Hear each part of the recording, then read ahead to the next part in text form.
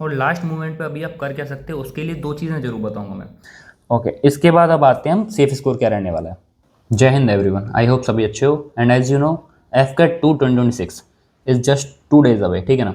2 दिन हमारा एग्ज़ाम है, तो उसी के लिए मैं ये वीडियो बना रहा हूँ। और उसमें सबसे इंपॉर्टेंट चीज़ों पे जो मैं बात करने वाला हूँ वो ये है कि हमें एग्ज़ाम अटैम्प्ट कैसे करना है, ठीक है। नंबर ऑफ़ क्वेश्चंस कितने करने हैं, कैसे करने हैं, प्लस तुक्का लगाना है या नहीं लगाना है, और लगाना है तो कैसे लगाना है, और उसके अलावा सेफ स्कोर क्या रहने वाला है, और नॉर्मलाइजेशन हमारा होगा नहीं होगा, वो सारी चीज़ें, ठीक है ना। तो सारी ही चीज़ों के ऊपर मैं इस वीडियो में बात करने वाला हूँ। So watch this video complete, okay.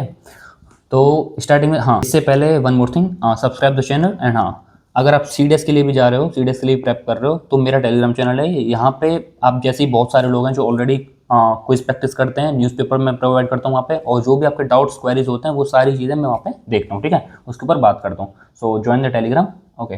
So now come up to the topic. हमें एग्जाम को अप्रोच कैसे करना है, कौन से क्वेश्चंस हैं जो पहले करने हैं, कौन सा सब्जेक्ट है जो पहले करना है, ठीक है।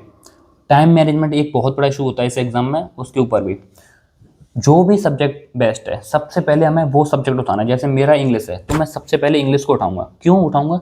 क्योंकि इंग्लिश के अगर मैंने स्टार्टिंग के 15 क्वेश्चन 20 क्वेश्चन पहले मुश्किल से 10 से 12 मिनट में निकाल दिया ना, तो मेरा जो कॉन्फिडेंस लेवल होगा वो बहुत अलग लेवल पे होगा, ठीक है ना। और वो कॉन्फिडेंस लेवल ना सिर्फ वो पहले 10-12 मिनट में रहेगा, वो अगले 1-1.5 घंटे कंप्लीट जाएगा टिल एग्जाम, ठीक है, 2 घंटे तक के लिए जाएगा।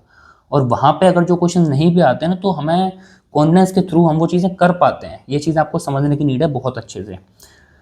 अब मेरा सबसे पहले मैंने इंग्लिश किया, इंग्लिश के बाद मैं चला रीजनिंग पे। हर किसी का मैथ्स, जीएस या हर सब्जेक्ट बेस्ट नहीं होता है, हर किसी का एक सब्जेक्ट बेस्ट जरूर होता है। तो सबसे पहले अपना बेस्ट सब्जेक्ट आपको उठाना है, ठीक है। वो बेस्ट सब्जेक्ट उठा करके उसमें से क्वेश्चंस निकालने हैं मैक्स। देन उसके बाद जाना है नेक्स्ट सब्जेक्ट की तरफ, जो आपका उसके बाद लिस्ट आता है, ठीक है। देन थर्ड लिस्ट, देन आपका लास्ट हो गया, ठीक है।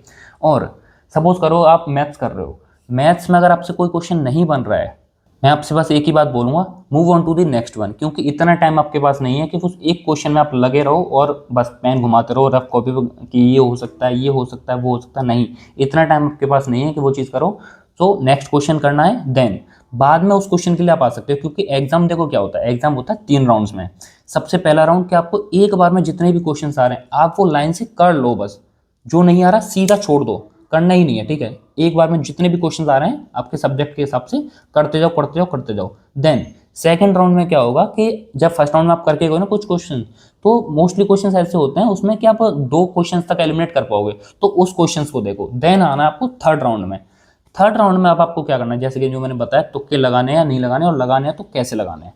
तो अगर आपने 2 क्वेश्चंस तक एलिमिनेट कर लिया है, एक क्वेश्चन 2 ऑप्शंस तक एलिमिनेट कर लिया है, एक ऑप्शन एलिमिनेट कर लिया है, आई वुड से कि यार उस क्वेश्चन के लिए जाओ, जरूर जाओ, ठीक है ना। क्योंकि वहां से आपके चांसेस हाई हैं। लेकिन जो जैसे कि आपको बताया गया कि मोस्टली वीडियोस में या कुछ ट्यूटर्स में जो बोलते हैं कि नंबर ऑफ क्वेश्चंस अटेम्प्ट करो हाई से हाई, ठीक है, जितना हाई जा सकते उतना करो। मैं भी बोलूंगा कि अटेम्प्ट करो, लेकिन क्योंकि हम लोग एग्जाम देते हैं, हमको पता है कि एग्जाम हॉल में सिचुएशन क्या होती है, और अगर नेगेटिव जाते हैं तो किस तरीके से जाते हैं। नेगेटिव जब लाइन लगती है ना तो पता नहीं चलता, नेगेटिव ऐसे बढ़ते जाते हैं लाइन से, ठीक है ना।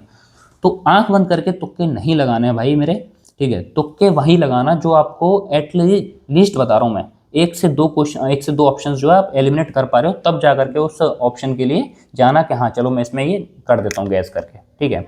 आंख बंद करके मत चलना, वरना फिर नेगेटिव की बाढ़ लेके बैठोगे और बैठे रह जाओगे बस, ठीक है। क्योंकि ये चीज़ मैंने झेली है, मुझे पता है कि हाँ नेगेटिव कितना कैसे क्या करता है, और एग्जाम पूरा कंप्लीटली डिस्ट्रॉय कर देता है कि एग्जाम को नेगेटिव जो है, ठीक है ना। और लास्ट मोमेंट पे अभी आप कर क्या सकते हो उसके लिए दो चीज़ें जरूर बताऊंगा मैं। अगर नहीं करी हैं तो ये दो चीज़ जरूर कर लेना कि सीए और डिफेंस की क्लास है, सीडीएस जर्नी की, ये दो क्लासेस बहुत इंपॉर्टेंट क्लासेस हैं, इसमें से क्वेश्चन ज़रूर बनेंगे। तो ये दो क्लासेस अगर हो पाए तो इनको ज़रूर देख लेना। और मैथ्स के लिए अर्थमेटिक के जितने भी फॉर्मूलाज हो सकते हैं उनको रिवाइज कर लेना एक बारी। वहाँ से क्वेश्चंस आते ही आते हैं, जैसे हमारे मेंसुरेशन के हो गए फॉर्मूलाज, वहाँ से क्वेश्चन बनते हैं ज़रूर, ठीक है। और प्रोबेबिलिटी वगैरह ये चैप्टर्स थोड़ा देख लेना, ये मोस्ट रहते हैं, ठीक है। इसके अलावा बाकी सब बेस्ट है। ओके, इसके बाद अब आते हैं हम सेफ स्कोर क्या रहने वाला है। मैं यहाँ पे सेफ स्कोर की बात क्यों कर रहा हूँ, मैंने कट ऑफ क्यों नहीं बोला। देखो कट ऑफ का ऐसा है कि कोई भी आपको कट ऑफ नहीं बता सकता है, जेन्युइनली सेइंग, कोई भी आपको कट ऑफ नहीं बता सकता है until and unless SSC, jokes apart, ठीक है। तो ऐसा है कि सेफ स्कोर ये है कि भाई इतने मार्क्स तक अगर आप हो तो कोई दिक्कत नहीं है, आप क्लियर कर जाओगे, ठीक है। जैसे कि अगर मैं बताऊँ अभी एफकेट का सेफ स्कोर मैं बोलूँगा कि यार अगर आप 150 प्लस जा रहे हो ना, ऑनेस्टली सेइंग 150 प्लस जा रहे हो, 155 160 हैं आपका, कोई दिक्कत नहीं है, आपका एग्जाम क्लियर हो रहा है, ठीक है ना। क्योंकि कट ऑफ उससे डिसाइड होती है जो हम करके आते हैं एग्जाम में खुद, ठीक है ना। ऐसा नहीं कि कट ऑफ जो है एजेंसीज खुद बना देती हैं अपने आप के, नहीं भाई चलो इस बार कट ऑफ जो है हम 110 रखेंगे, नेक्स्ट टाइम 140 रख देंगे और भाई बस हो गया। ऐसा नहीं होता यार, जो हम करके आते हैं कट ऑफ वही रहती है, ठीक है ना। कट ऑफ का देखो अगर मैं बताऊं, पहले एग्जाम अभी मैं एनालिसिस कर रहा था कुछ, तो 157 अराउंड कुछ ऐसे भी कट ऑफ देखी मैंने, और 110 तो आपने लास्ट वाले में देखी, 110 लास्ट वाले में थी। तो कट ऑफ कोई फिक्स नहीं है यार, कट ऑफ वही है जो हम एग्जाम में करके आ रहे हैं, जैसा एग्जाम का लेवल आ रहा है। कितनी सारी चीज़ों पर वेरी करते हैं cut off, number of applicants कितने हैं, उनकी परफॉर्मेंस कितनी है, कैसे क्वेश्चंस करे, कितने करे, इन सारी चीज़ों पर कट ऑफ होती है। तो कट ऑफ को लेकर जो कोई भी आपसे बोल रहा है ना कि भाई कट ऑफ इतनी है और तू इतने करके आ जा, हो जाएगा, यार भाई क्या बोलूँ मैं, मार लगाओ, ठीक है, मार लगाओ, सच में मार लगाओ उसको, ठीक है यार। सेव स्कोर का चलो भाई ज़्यादा लेके चलो, ठीक है ना। हम लीस्ट में क्यों सेटिस्फाई हो, हम मैक्स लेके जाएंगे ना। मैं आपको 150 बोल रहा हूँ, अब 160 लेके जाओ, 170 लेके जाओ, चाहे कट ऑफ जाए 115 जाए कट ऑफ, लेकिन फिर भी आपको ये तो नहीं रहेगा ना यार मैं बाउंड्री पे हूँ, मैं फंस रहा हूँ, मैं ये हो रहा है वो हो रहा है। ये सारी चीज़ें करके बैठा हूँ भाई, तभी बता रहा हूँ मैं कि वहाँ तक मत रहना। 150 155 प्लस 160 अगर हो पा रहा है देन वेल एंड गुड है, कोई दिक्कत नहीं है, एकदम चिल रहना, ठीक है। इस चीज़ के बारे में इतना मत सोचना कट ऑफ क्या है, कैसे क्या कितनी, ठीक है। नाउ कम्स टू दी क्या बोलते हैं, नॉर्मलाइजेशन।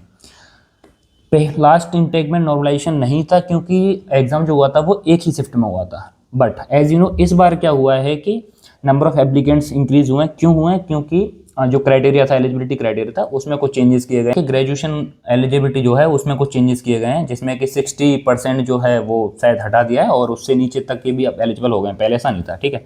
तो नॉर्मलाइजेशन हो सकता है क्योंकि इस बार 2 शिफ्ट हैं, ऑल दो शायद नोटिफिकेशन में है नहीं है, पता नहीं, बट होने के चांसेस कंप्लीट हैं। और पहले होता आया है नॉर्मलाइजेशन, एफकेट में पहले होता आया है और अच्छा खासा नॉर्मलाइजेशन मिलता है, 10 12 15 नंबर तक का नॉर्मलाइजेशन खूब मिला है, मैंने देखे हैं सारी चीज़ें, मेरे दोस्तों को मिला हुआ है, ठीक है।